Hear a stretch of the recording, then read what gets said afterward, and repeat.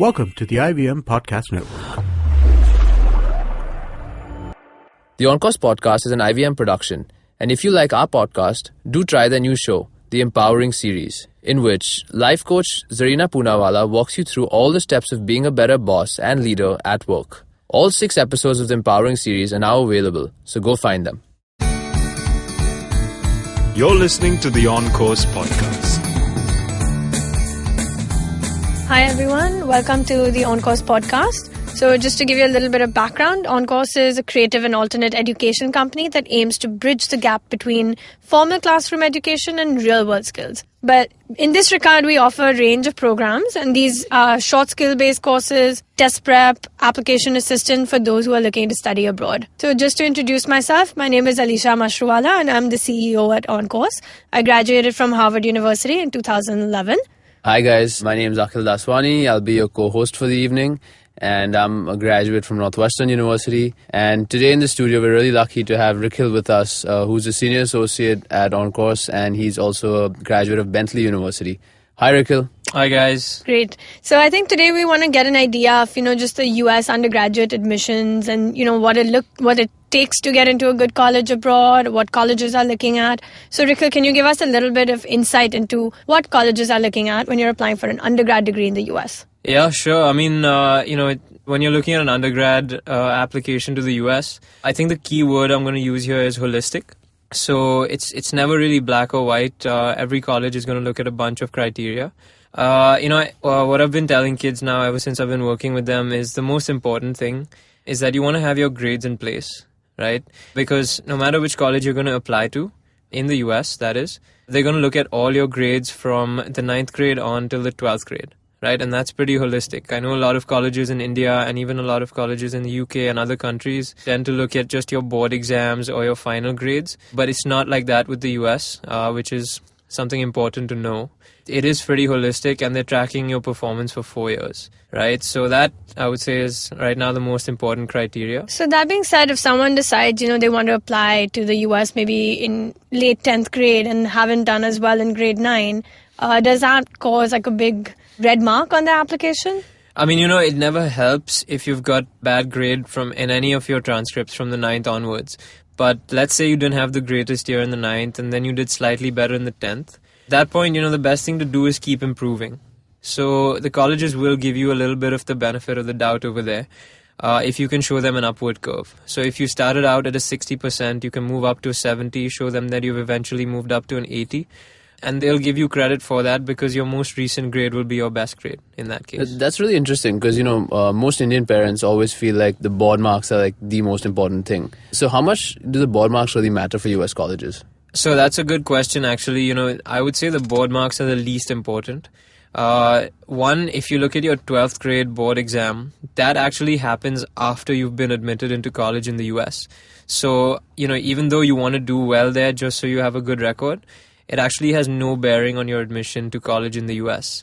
Your 10th grade board exam, which a lot of kids in India will have, is looked at by these colleges. But, of course, you've seen how board exam grades differ so much from the school grades.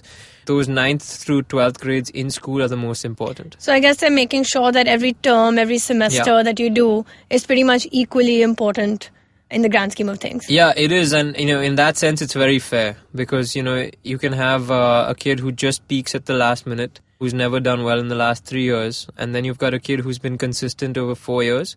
That kind of kid then will benefit. That's interesting. Besides grades, what else do you think that US colleges look at? All right, so a bunch of you might have heard about the standardized tests that are out there. The 2 big ones are the SAT and the ACT. Again, a lot of clients ask which one is better. Truth is, US colleges will not discriminate. So most colleges will look at a score in either one of them. You can choose which one you want to do. And there are a few colleges out there now which do not even look at your standardized test scores. But I always maintain that you should try and do the test, see how you do. Because if you can send a score to a college, it's another criteria that can help you. So what is the main general difference between an SAT and an ACT? Okay, so, on the grand scheme of things, they are pretty similar. They're both about 3.5 hour long tests. They're both testing your basic logic and reasoning skills. The one key difference is that in the SAT, you've got math and English as your two components of the test. Whereas in the SAT, you've got math, English, and science. I think you meant the ACT, right? In the ACT, sorry. Now, a bunch of you might, who probably aren't that great at science might be worried about that and say that, you want to take the SAT straight away. But it's important to know that the science section is less technical, it's more analytical. Okay. And so how much weightage would you say the school grades will count for, or the SATs or ACTs count for in terms of when an admissions officer is looking at it? Because ultimately, I guess, standardized testing versus the 4 years of data, is it looked at equally? Almost. I mean, look, when you have 4 years worth of school grades, that is a true measure of consistency of the student. Whereas when you take a test score from one date, it's possible the student could have just had a good day that day. So the best way to look at it is holistically. You got to include both of them in what is called your academic index, which is a combination of your school grades and your test score. It's always normal to see that the school grades are given more weightage, right? Because they're over such a long period of time. So if I had to weight them, I'd say on a 100% scale, the school grades would be about 60 to 65%, and your SAT score would be the remaining 35 to 40%. Wow. And I think that's quite different, considering if you look at how Indian parents try to prepare their students for standardized tests like the JEE or the NEET, where everything's kind of just banking on that final test. Yeah. So for the US, are you saying that the SAT is less important than the school grades? Yeah, it is marginally less important. I think a lot of Indian parents who, from their own generation will remember the word entrance test, which was kind of, something which just your score in that test just led you into that college, right? Whereas this is kind of more logic and reasoning based, and it's a combination. Okay. And just in another general question that I had is, when a college is evaluating an application, do they give different weightage to someone who's done maybe an ISC board or an IB board, or? No, that's not true. So let's say you're doing the IB and you have another kid doing the ISC. They're pretty different curriculums in terms of rigor, in terms of what they're looking for. But, a college will never discriminate on those grounds. All they care about is to see how well you've done, right? So if you've done well in the IB and you've done well in the ISC, you have an equal shot. Okay. So is this all that the US looks at? Is there any other components besides the grades? So this is actually just the academic index, right? If you want to put it, I would say the academics are worth about 80% of your application. But then the US is one of the few places which does now look at everything else you've done, which is called your standout factor or your profile or your extracurriculars, however you want to look at it. That makes up for the remaining 20%. All right, we're going to take a quick break right now, and we'll continue this conversation when we're back.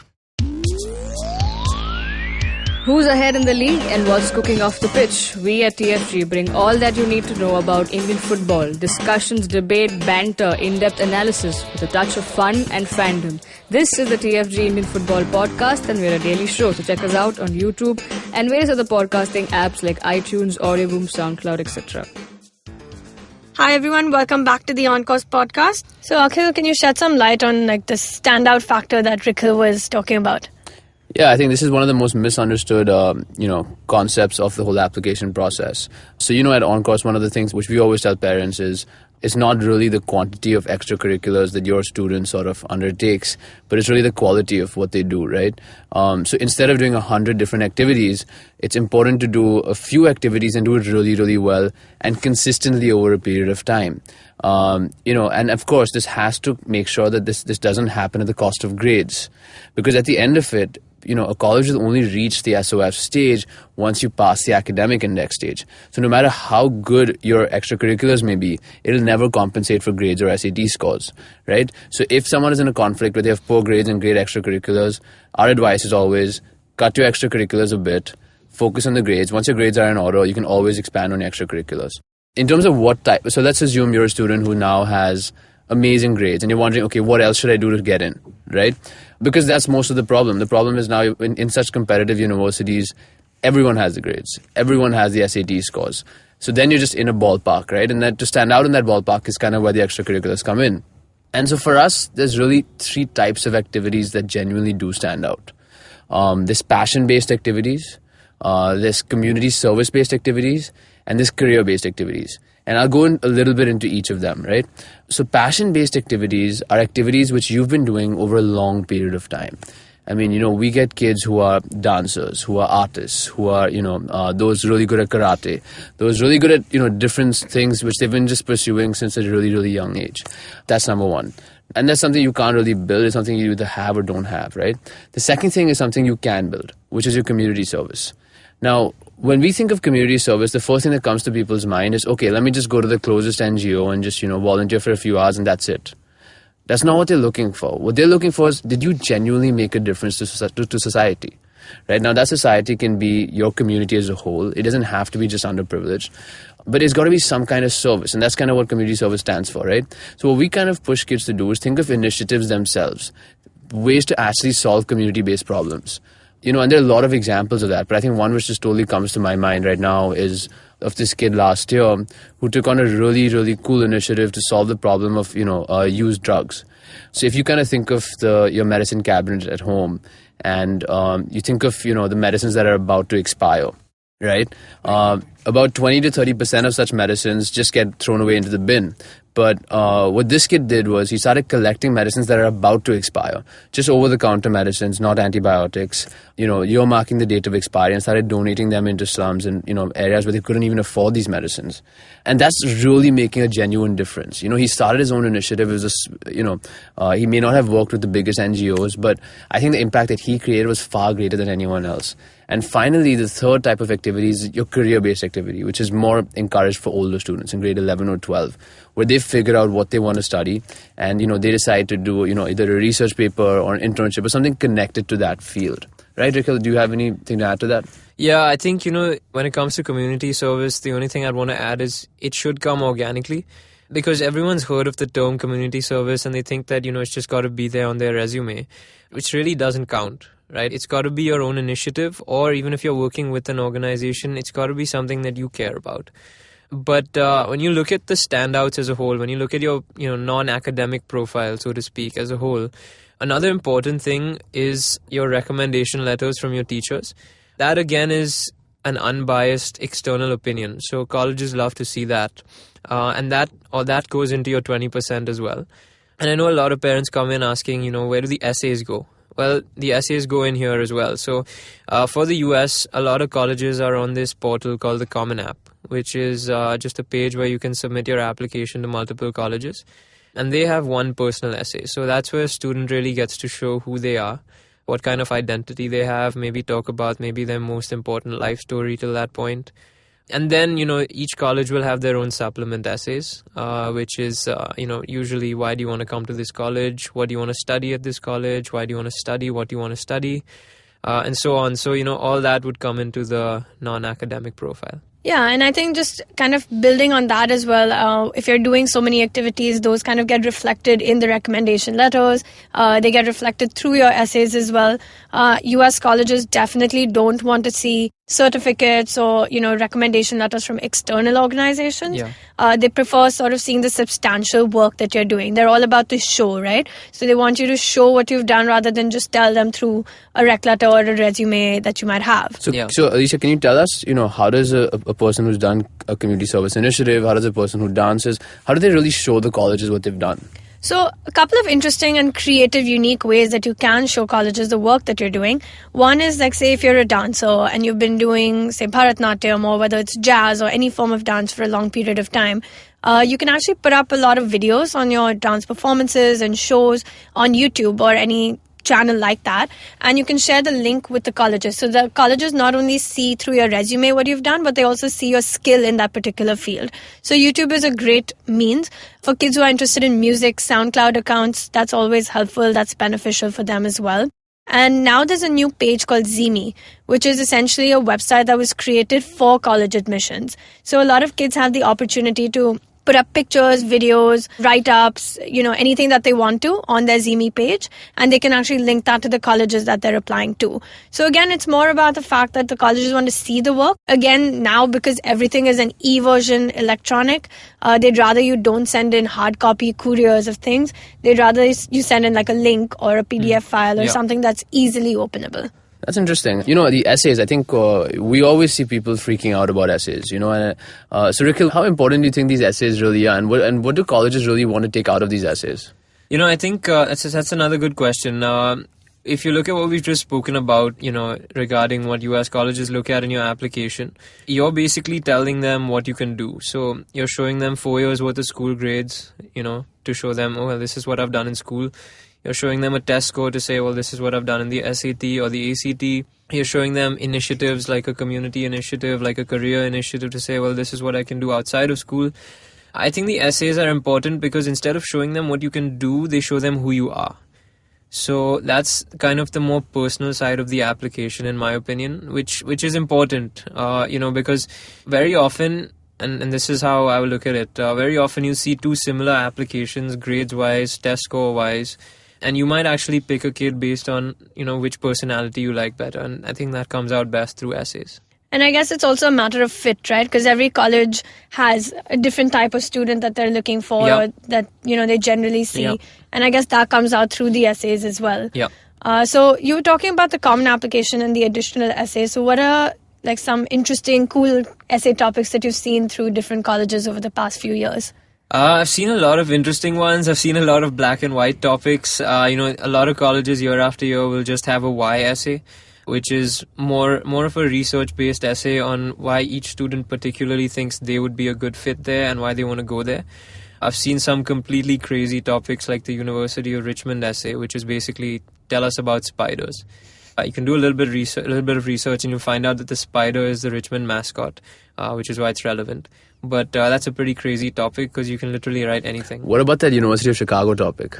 Yeah, USCHIC tends to have a few crazy topics each year as well. I think my favorite one is tell us about apples and oranges. Yep, there's a few interesting topics. I mean, Tufts in particular, schools like UVA, they tend to throw out fairly creative topics rather than a, conventional Y essay. So yeah, I mean, a lot of kids who, want to show that side to their personality have a good opportunity to do that. And in a way, when you see a school like Tufts or UVA or something like that put out an essay topic like that, it kind of gives you an idea of what kind of school they are as well. Maybe if you're that kind of kid, you might fit in well over there. And I guess now the general, very popular question that parents will always ask, how much does it cost to study in the US for an undergraduate education? The damages. Just an approximate figure, it would be good. All right, so there's different kinds of colleges, right? So there's private colleges and there's public colleges, which are state colleges. Disclaimer, I think they're both equally good. It's just one is private and one is state funded.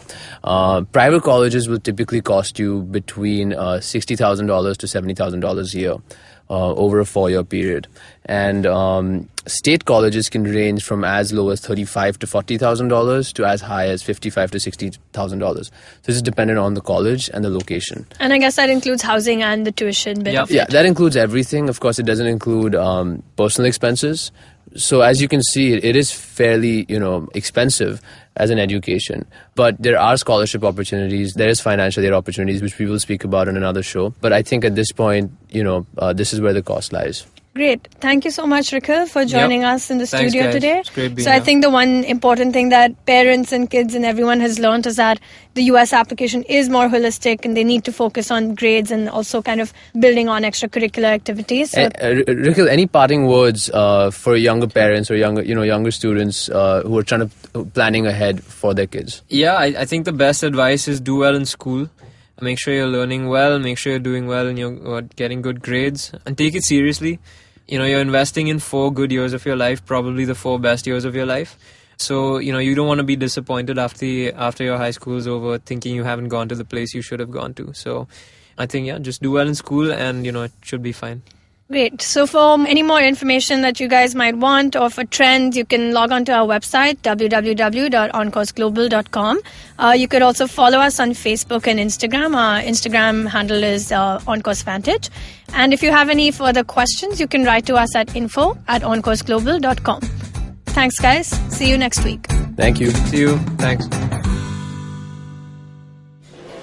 Excuse me, bhaiya. Excuse me, बोलिए madam. Menu में क्या है? Menu में scene unseen है, podcast है, ऑनकोर्स है, Cyrus है, made in India, rediscovery project, empowering series, sex wax है, IVM लाइक्स है, सिंप्लीफाइड है, कीपिंग इट क्वियर है, ड्रिंक्स एंड डेस्टिनेशंस है, माय नेबर जकरबर्ग है और द फैन गराज है। आपको क्या चाहिए? एक बार रिपीट कर देंगे क्या? रिपीट नहीं करता हम। आप जाओ IVMpodcast.com पे और सुनो ये सब, या फिर डाउनलोड करो उनका ऐप, सब आपकी उंगलियों पे।